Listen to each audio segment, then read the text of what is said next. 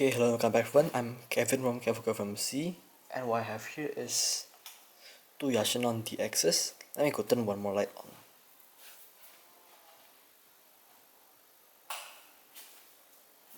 Okay, one from me and one from another guy.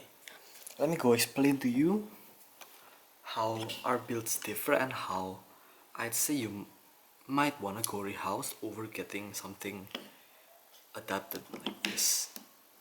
So these lenses are harvested from a body that's called the Yashica Electro 35, which is a film body and looks like this. This is the thing without the lens.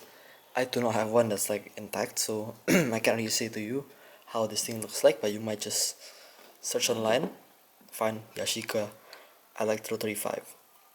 Okay, this has a film door like usual. It opens up. And it's meant to cover a full frame sensor or 35mm film. Okay, so why would you wanna go take a lens off some like built-in lens camera? The reason why is this thing is very nice, and a ton of people love the character the lens gives and how sharp the lenses are. So then let me go take this and take this. The first difference is that my lens is cleaned up. This guy, whoever the heck did this, did not clean the lens up. Then you might see the difference in the fronts. You can see how mauled up this Yashinon DX writing is. Even the colors like sort of scratch as heck. Mine is pretty much okay, aside from like the access pins, which were like pretty hard to get at, so that's why. Then with rehousing you can actually customize your lens. So you want, if for example you want a, like me, I do not really like to play with the aperture, I like to shoot wide open. So most of the time I'd like shoot at 1.7 or f2.8 or something like that. And with this, it just allows me to set the tab and leave it there without like having the chance to like accidentally knock it or something like that. So if you want to focus, you can actually just hold the tab and you can still leave it in there, see. So that's how I did it on mine. I've also given this thing 7 aperture blades so that the bokeh actually doesn't become like pentagonal. And this has 5 blades, which is obviously the standard for these lenses. Let me go see if you can actually see them. There you go, see. 5 blades on this thing and 7 blades on this thing. Then the focus. My focus is based on a carbon fiber helicoid, which is 3D printed and then sanded down, so it does not have those ridges like how you usually get them on 3D printed things. So this is pretty smooth, I'd say. You can even use one finger, see, even like a pinky, see. But on this thing, it's quite a bit heavier. I actually have to take this thing off and like maul this thing down. Now my Yashica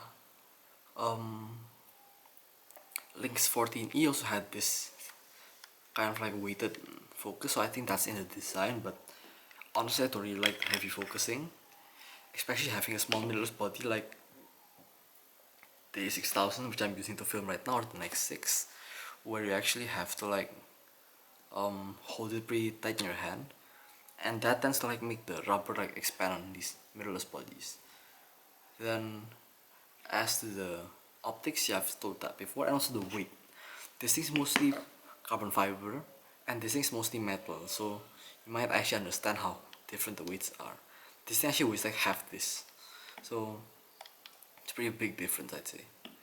Overall I choose this, but you might also want to choose this because this actually costs a lot more to make. This probably just takes one of these bodies, which can be bought for like $20, I think, even less maybe if it's broken. Then you can like attach one of these C mount to E mount adapters on the back, and then you can like put this metal strip, which is like super cheap, I'd say, which is not a very good way to adapt this thing, especially if you're only holding this thing down with 2 screws, but that's how this guy decided to do it, so I'm not gonna judge because I did not do it.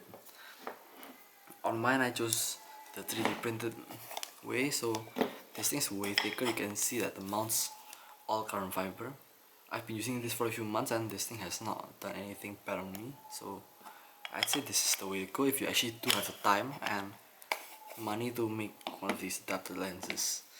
If you want something better, you might go with this thing but just rehoused, like another housing or something like that. You might also do that, but most of the time I see people using these, which I'm not a fan of, but you might want them if you actually crease them. So if you do adapt one of these lenses, while you're in there, take the threads out, put some new grease in them, so you actually have a pretty light focusing, not this heavy as heck focusing.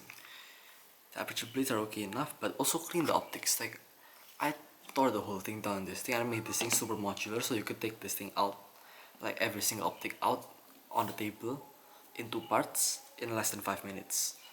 With this, it might not be 5 minutes, I'd say.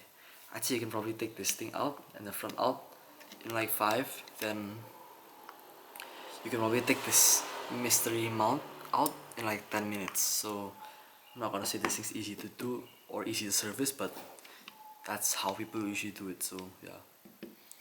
So I'd say that's more or less it for my video today. Hopefully you liked the video. If you did, please like and subscribe. If you don't wanna do that, then I'm okay with that. If you don't like it, then it's up to you. So yeah, these are my 2 Yashinons, and thank you and goodbye.